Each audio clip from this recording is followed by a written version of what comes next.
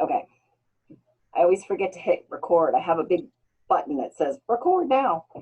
Are there any other announcements, questions, concerns, thoughts anybody has?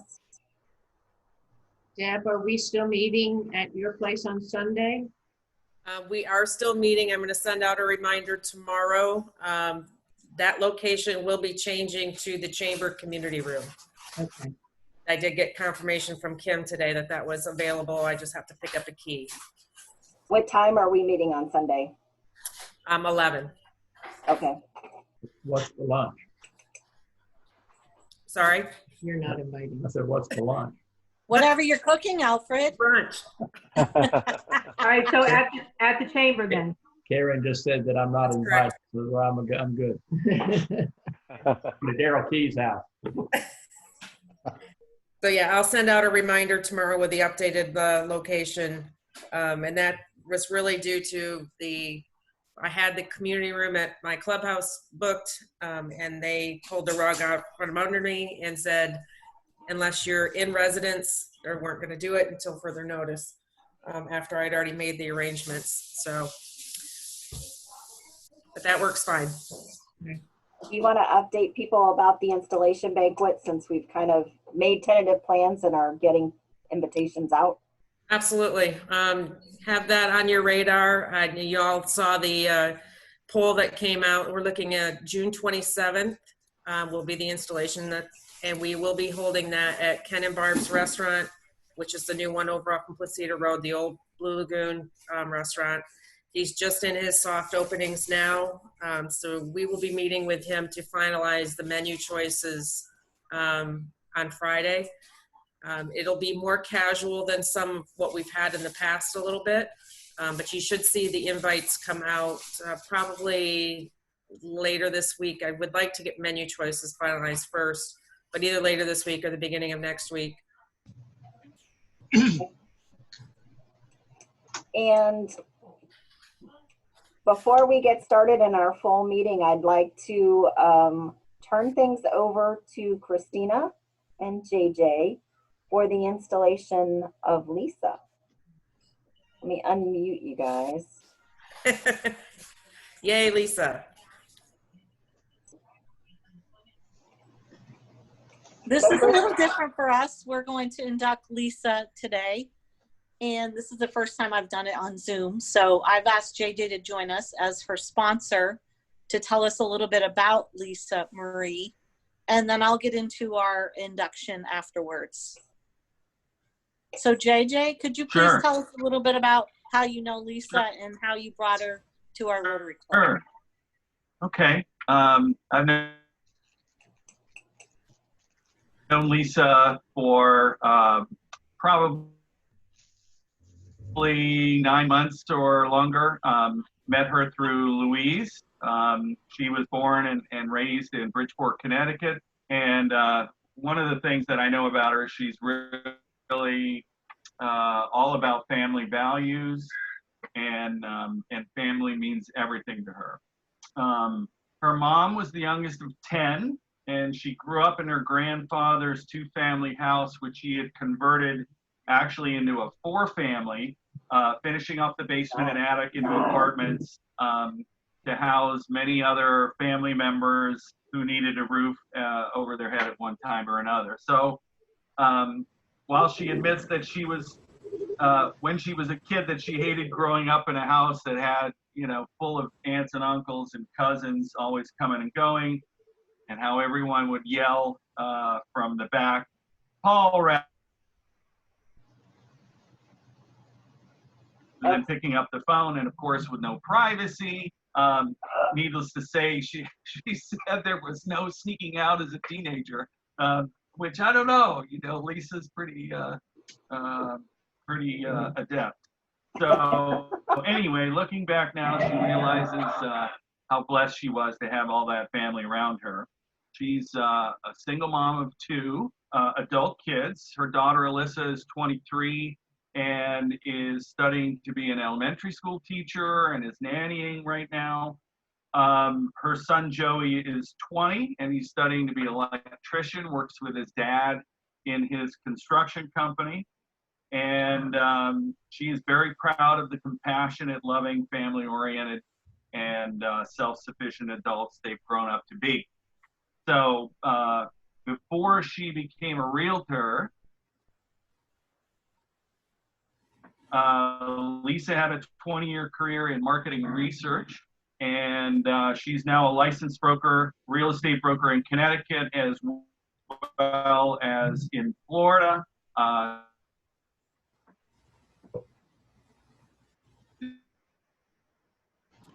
Lost them. Did we We lose lost JJ? them.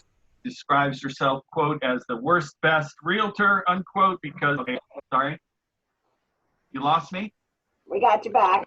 Okay, all right, I might have bad, anyway, she is not commission driven. She's about doing what's best for the customer and clients. Back in 2015, she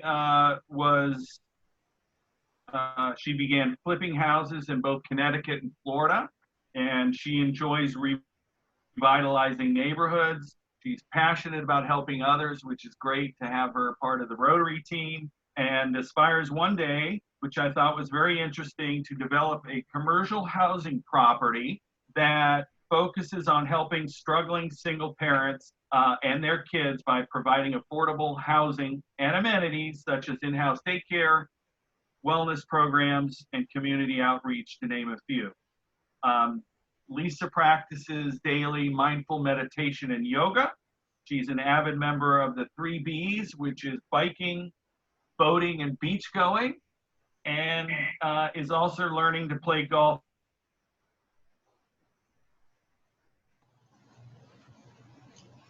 Gone. That's the last hobby we And know. she kind of rotates every. All right, Christina. Well, thank you, JJ, for sharing that with us. I talked to Lisa this morning and we had a really nice conversation. And I told her I would get her packet. I didn't realize she was leaving on Sunday, so we'll get her taken care of when she returns. But I know she said Alfred did a pinning for her. So when we get to that part, we'll just pretend that. Lisa, do you have your pin with you? Here, I have the photo of the penny. Oh, okay, good. So when we get to that part, we'll do that.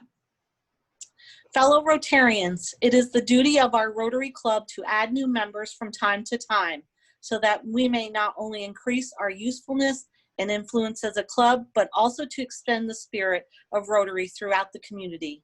Today, I welcome to our ranks and admit to membership Lisa Marie Bartlett. Rotarian Lisa, you have been elected to membership in this club because your fellow members believe that you to be worthy representative of your calling and also to possess qualities that will permit you to exemplify the true spirit of Rotary in your public, business, social, and private life.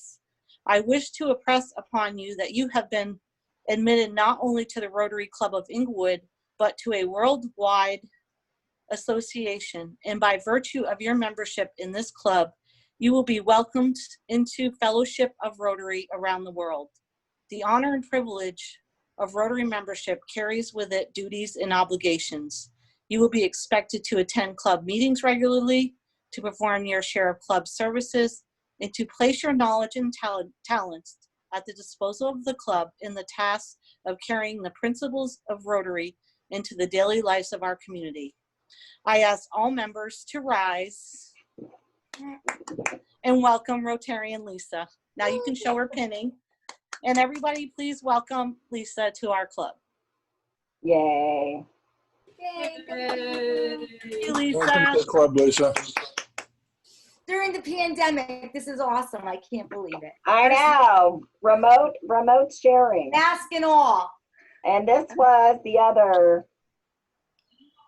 Nice. Very Yeah. memorable. I think that this shows just how serious we were during the pinning. Yes. Very good. Well, some may say, some may not. Thank you, Lisa. Thank you. Thank you. Congratulations. Tracy. Welcome. Thank you. I am going to let Tracy introduce our speaker. First, I want to welcome past District Governor Betsy Owen with us. She is also the National Secretary for the CART Fund. And then we also have the District Governor-elect Darrell Keys as well joining in. LA. Let me go ahead and get Bill's bio here. So Bill is the executive director of the CART Fund. He's a retired from the U.S. Army in 1992. Him and his family returned to North Carolina, where he had taken a position at a antenna manufacturing company where he was the general manager for over 300 employees. He then joined a partner in 2003 to start his own high-speed internet company that has access over 5 countries throughout the greater Hickory area. They have recently sold sold to ISP, which is a multi-state internet provider. Bill is an active member of his community. He's serving as district governor for 52 Rotary clubs, including 2,800 Rotarians in North Carolina. Bill and his wife, Diane, are Paul Harris Fellows and TRF benefactors. Bill and Diane attend the United Methodist Church of Newton, and they have 2 sons, Casey, who is married with 2 children, and Ty, who is married with 5 children. I want to turn the meeting over to Bill. Thank you, Bill. Tracy, thank you very much. President Julia, thanks for making time for Coins for Alzheimer's Research Trust. Governor-elect Darrell, good to see you here. Betsy, newly elected Secretary of the CART Fund at the national level. Thank you for joining us from the southern tip of Florida. Did you attend a meeting earlier today as well? A Rotary meeting with the CART as a subject? Good. Double dose then. I want to see if I can share the screen with you and do a presentation. But before I start, one of the things I'd love to do, I'm gonna get rid of the hat, is to see if there's anybody that has an Alzheimer's story. And I have one keyed up in my presentation in case no one feels comfortable. And I will tell you, as you think about that, I've been with the CART Fund now for 14 years and been involved with them longer than that before I became active at the national level. And I wasn't comfortable sharing my Alzheimer's story for several reasons. But as I listened to many people who did share their story and how passionate they were and how it brings it home personally, then I've become more comfortable in sharing my own personal story. And for truth be told, as I got involved in this, I knew the devastation that Alzheimer's can have, but I didn't understand the compelling drive I had to be a part of this until I admitted to myself that I really, truly have an Alzheimer's story as well. So if there's, let me do a show of hands. How many people have been impacted by this disease? Many of us. And those who are not impacted immediately, I think you probably know somebody that has been, and you know the devastation that can roll on. So let me see if I can share my screen.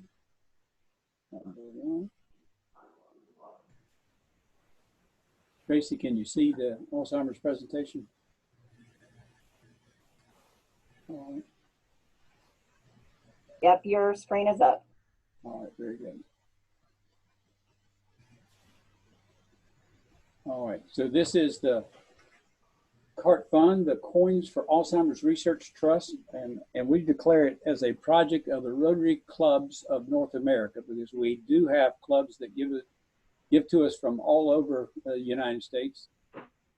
Your own past district governor and past RI director, John Smarge, coached me through the process of how we respect the Rotary emblem and Rotary symbols, as well as declare what we are, because that's exactly what we are. We're a project of the Rotary clubs who choose to support the Coins for Alzheimer's Research Trust.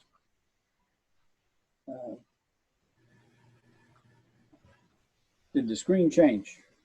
Yes. Okay, very good. So this is, I do get the pleasure of serving as the executive director for the CART Fund. And so in that position, I've been blessed to get to know most of the researchers. I've gotten to know the research grant review process folks very well. And certainly many Rotarians in zones 33 and 34 primarily. So it's been a wonderful opportunity for me. Brenda is a friend of mine who's not a Rotarian, but her mother and her aunt both suffered and died from Alzheimer's. I think most of you know that Alzheimer's was classified as the 6th leading cause of death. Recently, the CDC upgraded that to the 5th leading cause of death in the United States. For a long time, they didn't list Alzheimer's as a cause of death, and so it was going on for a long time before it was even recognized, but now it is recognized. Brenda tells the story, and she's traveled with me previously, about having to cover the mirrors in the house because her mother would walk through the house, see her image, and be so frightened of her own image that she would scream and yell for help. And then when she would finally get settled down, she said, "Who is that old, ugly woman looking at me, and why is she looking at me?" Brenda tells a passionate story about helping us find a cure for this terrible disease. So you may have heard these terms previously.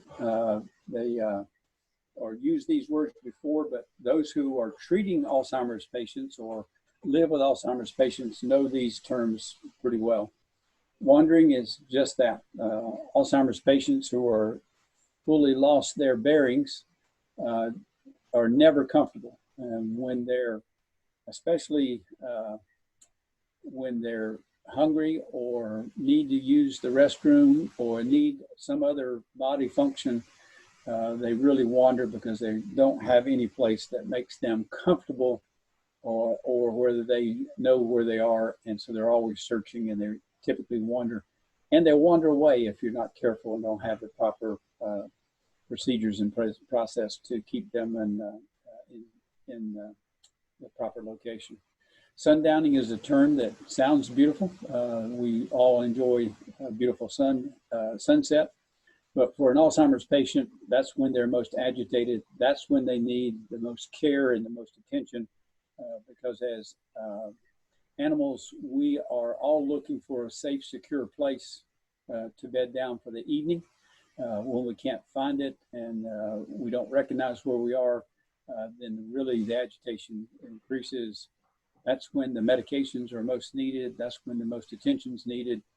And for those who appreciate music, this is when music can have its best effect. Elopement is just that, a beautiful term or a romantic term in most of our minds. But for an Alzheimer's patient, when they can't find that relief and they're scared, they will leave any way they can to escape, not knowing where they're truly going. The wonderful thing about the CART Fund is 100% of everything that's donated goes to research. And that we're able to do that because all the folks involved are Rotarians, and they donate their time. All the way through the collection process, the program process, the organization, all the way up through to our treasurers, our secretary, or all volunteers. And we are able to do that, or able to do 100% donated to research because of that volunteer nature of the organization and the fact that we're Rotarians. The great power in numbers. Roger Ackerman, who started this, and here's the power of one person, one Rotarian. Here's the power of this wonderful organization and wonderful organization of Rotary. is this one Rotarian had the idea that if he were able to collect a little bit of change from a lot of folks over a sustained period of time, that it would make a huge difference.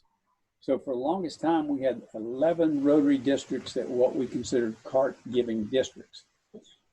And they were the six districts in North Carolina, the 2 in South Carolina, and including the one that originated 7770 in that southern part of South Carolina, and the 3 in Georgia. Since then, we've expanded to 12 other districts north and south of us, including Florida, so that we now have 23 total districts giving to the CART fund. But just a little bit of change from a lot of people has turned into, over this period that we've been operating, to $9.2 million.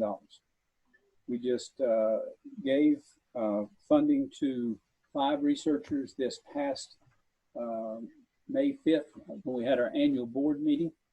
Previously, we'd always had our annual board meetings in Columbia, South Carolina, but this year with the COVID-19, we held a virtual meeting. I think it went rather well, and we had 5 presentations from our 5 research grants that we awarded this year for a total of $1 million. And this was the second year that we've been able to do $1 million in grants to our researchers. These are the zones, a depiction of zones 33 and 34. A little bit dated map. New maps are coming out with the inclusion of several districts coming to us from the zones that were north of us. I think many of you know that, unlike your organization, who's just brought a new member in, United States and North America have lost members, and we've lost one of our RI directors here in the United States, and that required restructuring. We're picking up some districts out of Pennsylvania will join us to the north. So, but the maps, you can see that districts are very important to the CART fund. We're district centric in that the district leadership, if they support us, the districts do well, clubs do well in supporting us because they've got some local support. Oh, by the way, your local support there is wonderful Rotarian Gary Goforth is your RI or is your CART fund chairperson for your district. I don't know if Governor Key's going to keep him. I haven't determined that, if that's going to be the case. Absolutely. He's a really good guy. Wonderful. Thank you. Thank you, Governor. We have gone outside of our zone on occasion and found districts that want to support us. District 6780, some of you may recognize that eastern part of Tennessee, 2 districts in Tennessee as well, and that easternmost district supports us with their CART giving as well. Great addition to it. So if we can pick up some additional districts in those zones, so you can see how we might grow this thing exponentially. Again, the power of numbers. We just keep growing as new districts come on board.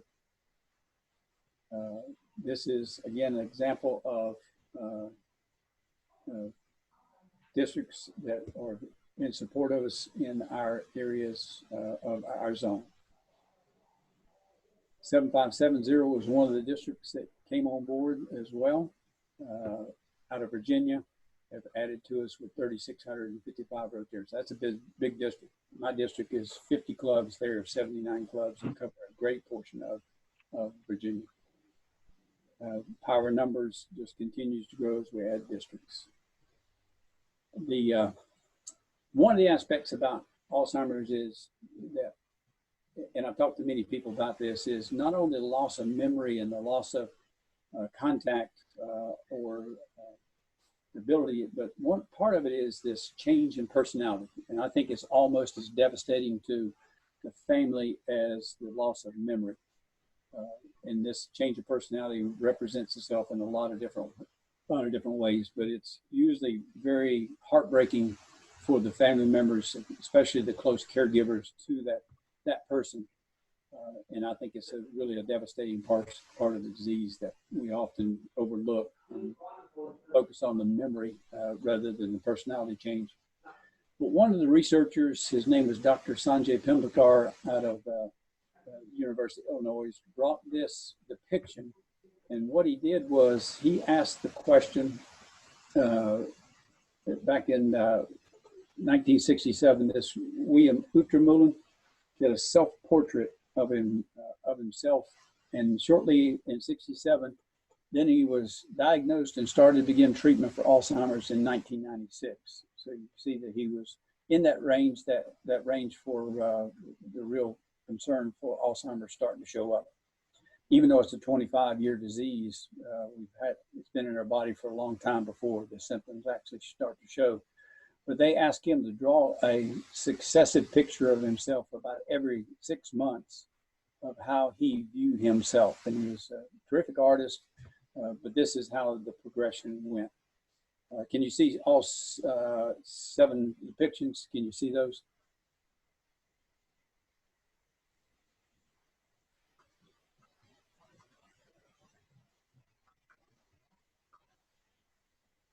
We have developed through this research, one of the things that we're always looking for is biomarkers, and part of our research that we're willing to fund is early detection of this disease so that we can start treatment sooner.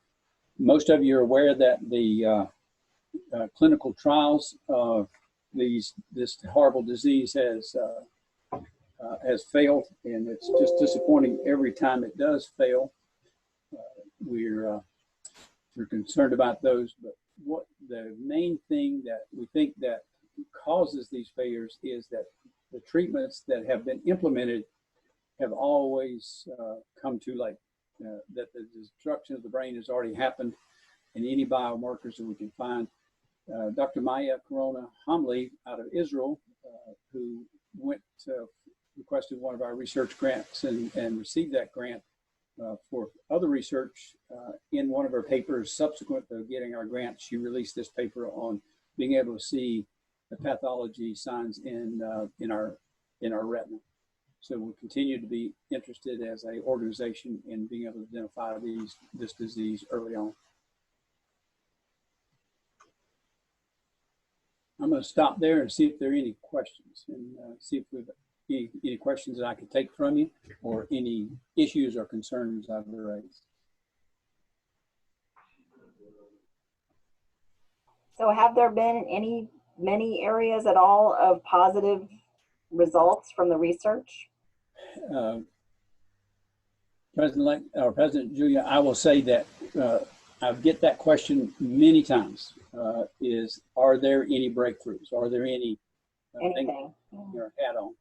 And I will tell you that all the research will tell you that there has been no major breakthroughs. There's so little that we know about this, and so much we're learning as we go, that every research penny that's spent is well spent, because we're breaking this disease down more and more.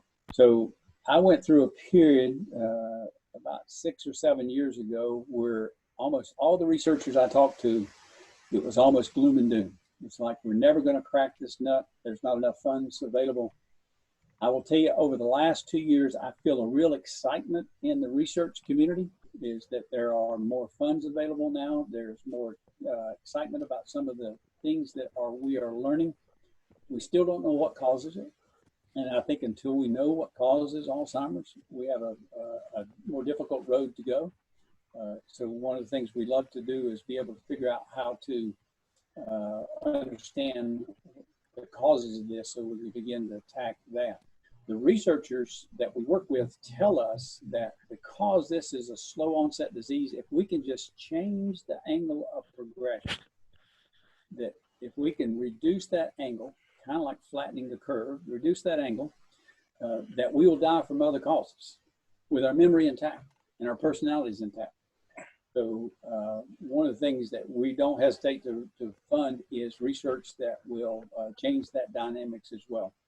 So there's a great deal of hope that even if we can't discover a cure or prevention from it, that we can change the curve, and that our bodies will give out before our brains will.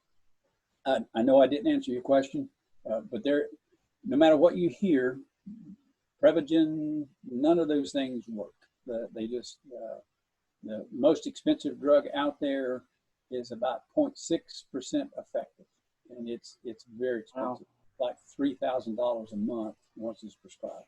And it's such a little effect that I know when people are desperate with this disease, someone will pay that price, but it's just, there's nothing there right now, Julie. Have they further defined like differences between Alzheimer's and different forms of dementia? I know that you see more articles divvying it out a little more, but. Excellent question. Alzheimer's is a form of dementia. It is the most prevalent. So when you talk about dementia, Alzheimer's is about 90% of that.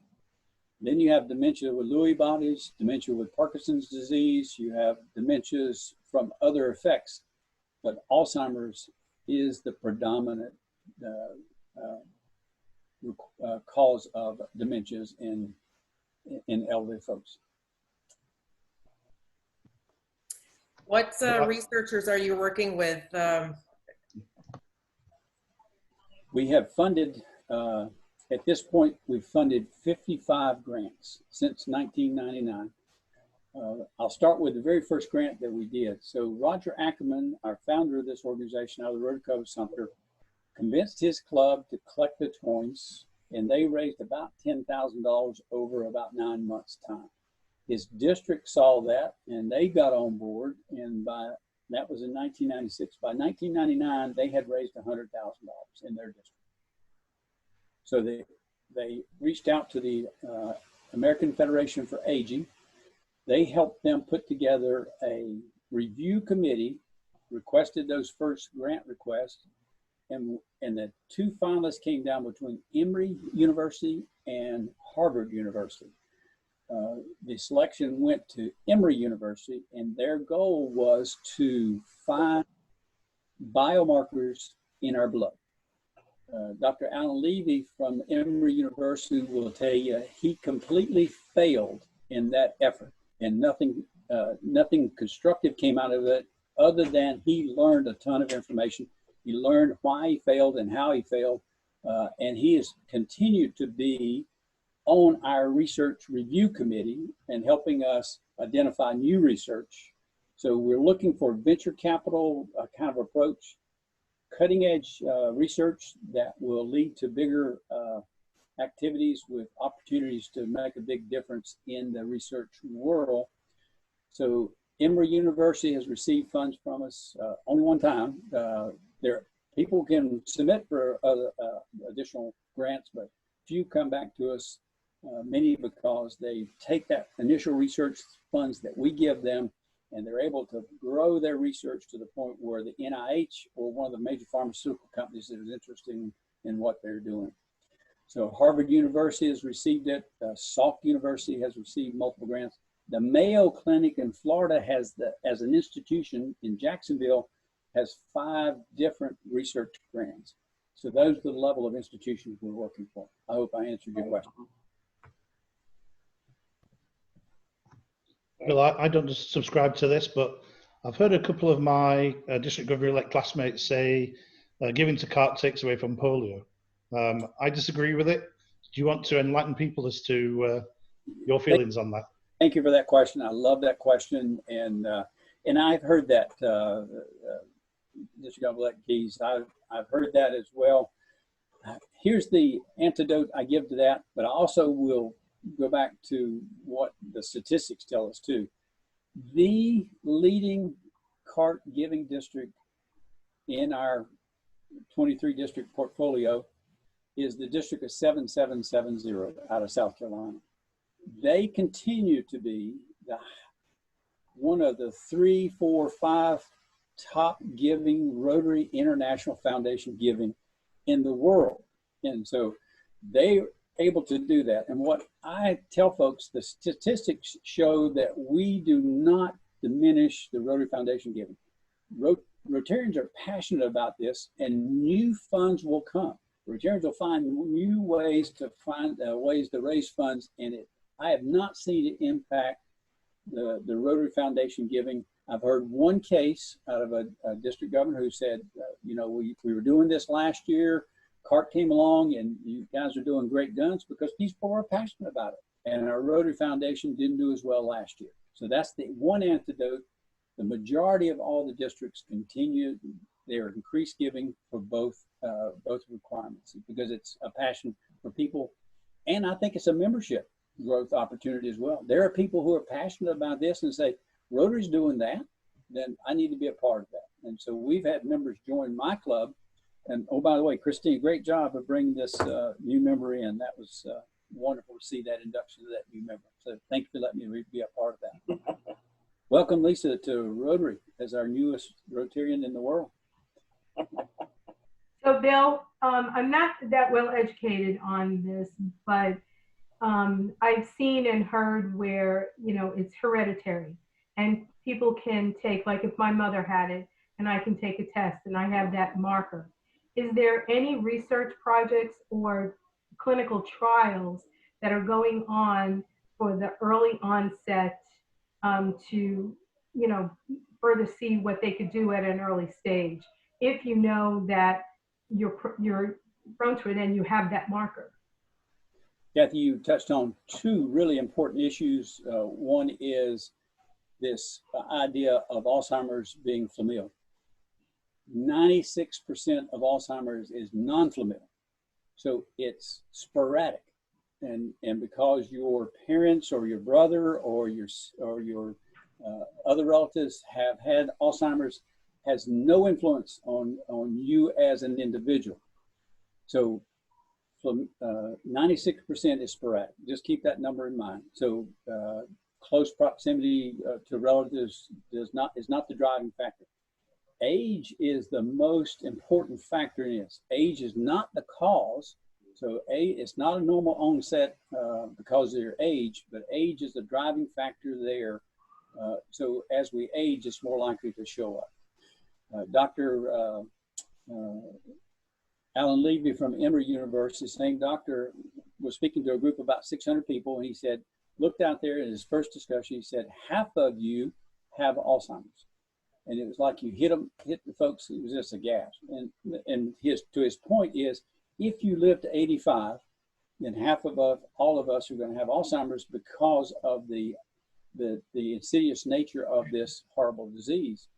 That's why baby boomers are facing this horrible statistic that we're going to really be hit with this, because many of us are going to live longer because of better medical, better health, all those things that will drive our age without being able to affect this yet.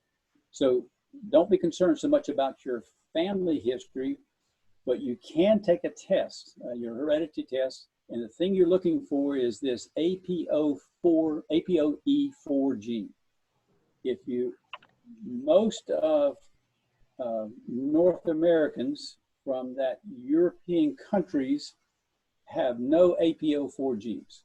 So about 60% of our nation doesn't have APO4 genes.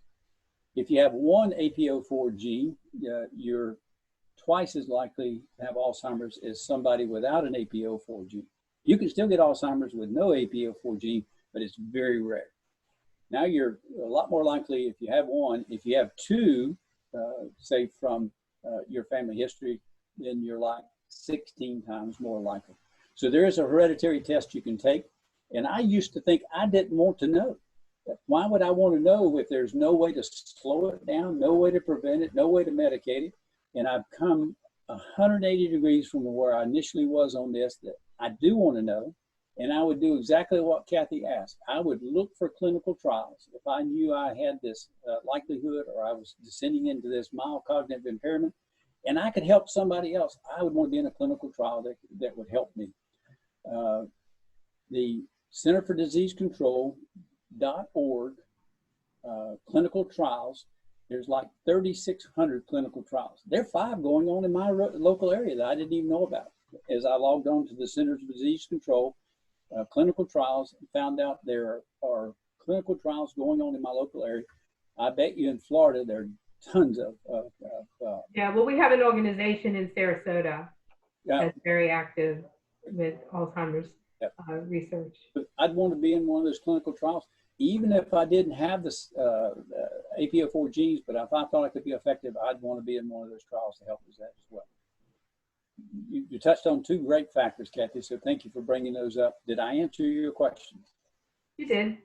You did. Yeah, and just knowing of some other type of research projects for other diseases that there's no cure right now. A lot of those research grants and projects are actually, you mentioned Israel, they're very, very, I think, advanced in a lot of those type of diseases as to their research. Way ahead of us. Excellent. Well, I thank you for your time. I thank you for allowing me to present. I think past District Governor Alfred has a question. Thank you for the promotion. No, I'm just Promotion without the work. I'm just the district foundation chair. You have that aura that you need to do. Thank you very much. You must be the beautiful lady I'm sitting next to. District 6960. I don't know that I know the amount of money that our district is channeling to your opportunity. All right. I knew that somebody would ask that question, and I did not look at it. Your district is the reason that CART is in Florida. I will tell you that. Your district, I remember that, to jump on board this cause. And I contribute directly to your leadership and the support of people who recognize this right away as being a very important cause.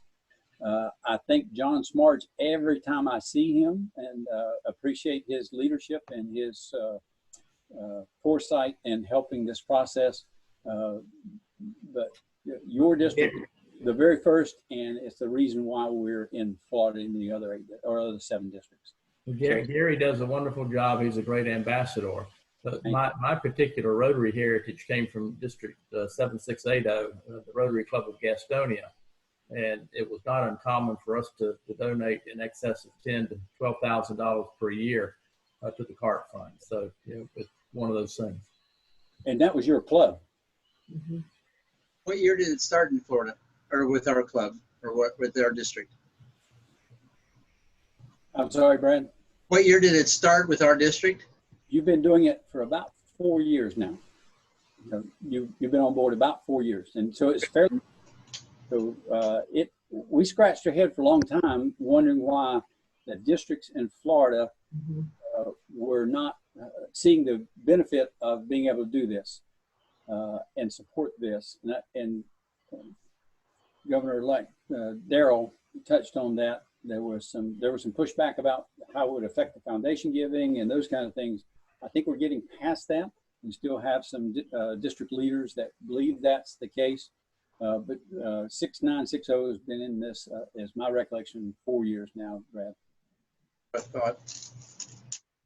What other fundraisers do you guys, other than the Blue Buckets, do you see other clubs or groups doing to raise money for Alzheimer's? Oh, great question. So our signature method is the Little Blue Buckets. That was Roger's initial concept. And it came out of a kind of a brainstorm where he was having lunch with a friend, and his friend just happened to mention, that $8 billion in change, in coins change hands every day. And so having lunch with a friend, he just kind of checked it off as one of those nice bits of information to know.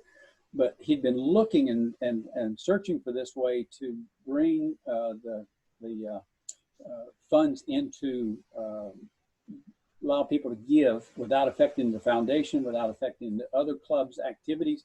His club was active, just like your club is very active in your community. And so what can he do?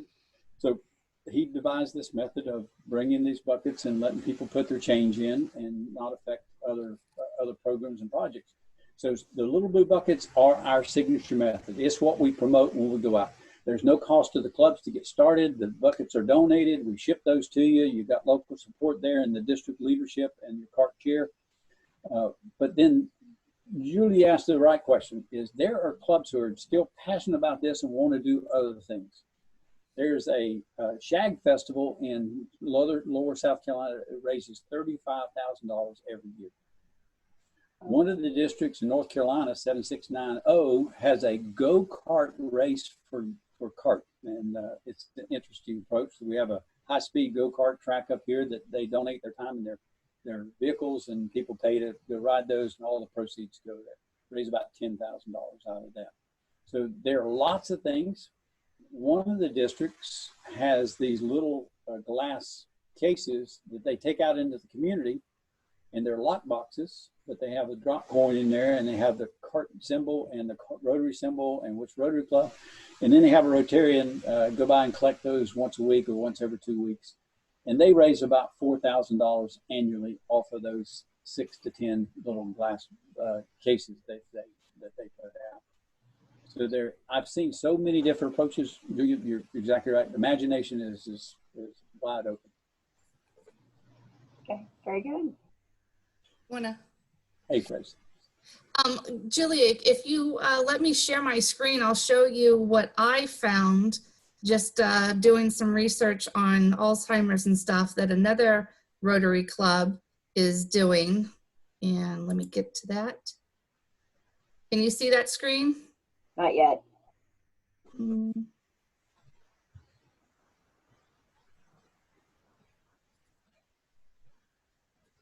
Letting you do it? Yep. Yep.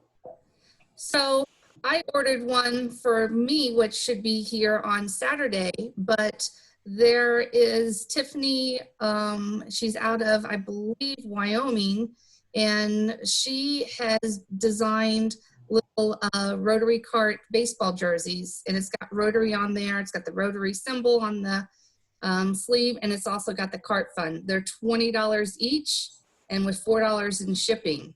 So that's just one way that that she's being, I guess, Team Rotary is what she's calling these shirts. You'll get a kick out of this. Tiffany is my current district governor in Western North Carolina. Oh, okay. I thought she was out of Wyoming, so sorry. Miss Tiffany, she's from North Carolina. Yeah. Yes, she's up in the Asheville area. She also serves as the vice president of public relations for CART, and so she's donating both on the Rotary side and on this side. She's a very active lady, and she's been terrific. So thank you for finding that. That's a good example. Well, thank you for sharing. Does anybody else have any questions for Bill? All right. Well, thank you, Bill. I'm really glad we were able to hear from you. And I'm glad Betsy was able to sign on and be with us. So it's always good to hear different perspectives and get the juices flowing as we go into planning for next year. How long have you been doing the program now, Julia? How long have you been doing the CART program? Since before I joined. So Brad, they were doing it when you were president, correct? I think it started my year. Okay. I think it was my year, yeah. I want to say that Barbie, our former treasurer, went to an international convention and got so excited and brought it back. And I think that's part of what happens. We had hear about it. Scout session and a House of Friendship in the Atlanta, the 100th reunion, and that's probably where she went to, and we had plenty of buckets there as well. We will have a opportunity to be on the, we were invited to go to Hawaii and have a breakout session there and House of Friendship, but you know, COVID stopped that. So now we're going to do a 60-minute presentation for the 5 organizations that make up the Alzheimer's Dementia Rotary Action Group, and CART is one of those 5 groups. We'll have about 10 minutes for CART, and the other 4 organizations are going to talk about Alzheimer's and their approach to helping the cause. So look for us at the RI convention in June. In July. Thank you very much, President Julia. Thanks, Bill. God bless you and goodbye. Thank you. All right, is there any other business to come before the group?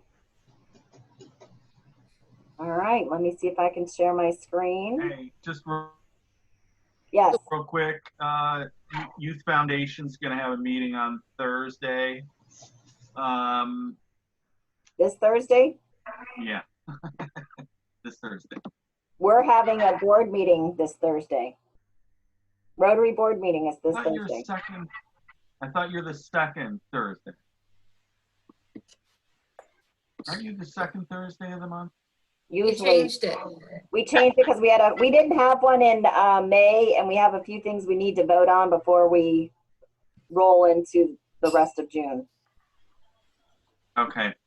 All right. Well, then I'll schedule mine the week after so I can have Miss Tracy there. Okay.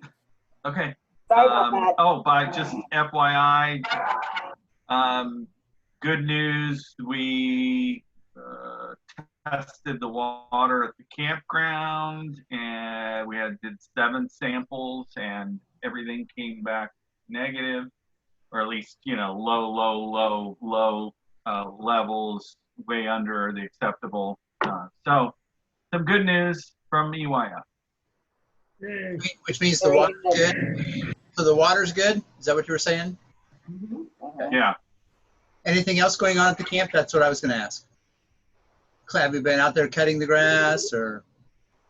Now, I don't know. Tony's going out there pretty regularly. It looked fairly decent. We're getting some visitation by people with the cameras that we have now up at the campground. We can see who's coming and going, and there's people coming in off the water, but nothing vandalized or anything. So we've got to talk about opening it back up for groups now that we've got this water thing. We're still going to recommend it's non-potable water, put up signs, so we're still covered. But that's it. Very good. Thanks. Thank you. I know Yeah, that you're welcome. I know that the Boy Scouts are not officially allowing campouts and stuff, but I'm hoping that that would change, and then we would have, just as a way for them to save money, to have them use the campground more. So we shall see. Good. Yeah, I mean, as a quick EYF, another little update, we raised 6,900 or so from the giving challenge that got matched by the Patterson Foundation. And we're digging into our coffers to provide COVID-19 sort of relief for kids in Englewood that we're spearheading, and all of us are trying to contact the nonprofits in the area and get grant proposals from them. So we're trying to spend a little money that we've sat on specifically because we know that now's the time that we need it. We need to do it. And our board decided to. So we've got, a sizable chunk of money included into that money that we raised that we're going to spend. Very good. JJ, what about this? What about the scholarships? The selection was made, and so we could send out a list of those folks, I guess. But we gave around again around 38,000 out in. Tracy can give an update. So the Lemon Bay High School did their formal announcement, I believe, on the 23rd, and we couldn't release any of the names. Valerie just released those names to me. We're going to be sending out emails to all of the recipients, and we'll be sending. Once we send out the emails, they have to let us know. Give us their letter of intent to the schools that they're going to go with, and then their class schedules, and then the money will be released to each school. But it was 38,000 almost is what was awarded this year. Very good. Can we put little T signs in front of their houses? Oh, that's a good idea. Rotary, EYF Scholar. That's a very good idea. Great idea. Give them some, because there's, without. That's a great idea. Because yes. without the celebrations this year at school, at graduation and awards night, Yeah. I saw Bailey Grossenbacher had gotten some scholarships, and it was on Facebook and they showed and stuff. I think that would be pretty cool. Something, even if it was just, go to their house, take their picture, and Right. put it up on our Facebook. Right. I would agree with that. Totally. Congratulations, Lemon Bay graduates, EYF Rotary scholars. Yep. I totally agree. Gonna hype it up for them and for us. Yeah. Exactly. I think that's an awesome idea, Kathy. We might be able to get in the paper too. Okay. No pressure, JJ. Yeah, actually, Chris reached out to me to do an article. Is Chris on? No, I think she had to hop off. She was.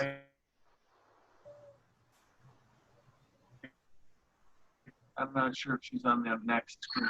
Just an article, EYF, and then we thought we would do the scholarship recipients separately because it was a lot of information in one article. Yeah. But gave her a bunch of pictures of the campground and what we're doing, and so that should be coming out this coming issue, this next issue. Oh, very good.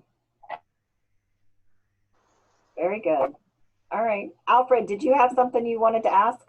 Yeah, I'd like to ask that, is anybody aware of any of our Rotarians that need any help around their home, because they've been sequestered or, not able to get out and about or whatever, particularly some of our older Rotarians maybe. Like JJ, you mean? I need help. I was thinking maybe, JJ would get him out of the water. Look at that beard. He's getting gray. He must be really aging quick. Yeah. Get the cane out. Yeah, just to say, hey, we're a little more mobile now than we were, a couple of weeks ago. What'd you say, Sonny? Huh? Yeah. Hey, JJ, the next will be your eyesight, buddy. Be careful. I can't see you. That could be it. Could be something else. If you need some prunes, we got some. Has anyone heard from the Landis? Has No. Landises? I just wondered how they were doing. Carol had spoken to them, but I don't know that she's spoken to them in the last few weeks. So I spoke to Esther at Red Nose Day, and she had spoken to Janet, and Dawn's finally passed over with all the pneumonia. So Oh, thank goodness. for a few weeks, but they're just staying home and trying to stay healthy. Who's that? The Landises. Janet and Oh, really? They had one bout of pneumonia after another before COVID. Yeah. So I believe we have a very special evening, and in addition to our own transition of leadership, but Daryl Keys, June the 30th? Is that a Tuesday night? I know it's June the 30th. I don't know what night it is. Isn't that right? June the 30th? Is that night? Yeah, it's June the 30th. 7 p.m. Yeah. So probably 8 or 8:30. And we so do the ceremonial pin passing. The district is invited, right? Are we all Absolutely, yeah. invited? Every Rotarian, yeah. Okay. Good. Yeah, so it should be fun. A few guest speakers, I understand. I've not organized it. I understand there's a few guest speakers and a couple of funny videos. Who will send, Daryl, who will send out that it's Zoom, right? Who's going to send Yeah, out I think, I'm not sure if... It's on DACTV on the calendar. Of course it's on DACTV. Everything's on DACTV. We will train you to use it. It's easy to get an email though. Yeah, you'll have to go on DACTV and No, well, no, you can go on our calendar Yep. Okay, on our website. okay. I'm trying to keep everything, everything that's on the district calendar to flow over onto the Englewood Rotary website's calendar. The Thank you. virtual conference is going to be June 20th to 27th, I believe. I'm not sure if those are the correct dates, but that's coming up at the end of June as well. Of this month? Yeah. Are we all going to wear coconut shells in honor of not being in Hawaii? Daryl can wear a coconut bra, right? Flamingos. Oh, he's got a big pink Flamingos. flamingo. There you go. Flamingos with coconuts. Hey, how about that, buddy? Even better. All right, guys. Like, All when do we get All right. into YMCA, or can we come now? Do we have to make an appointment? IMCA. Come.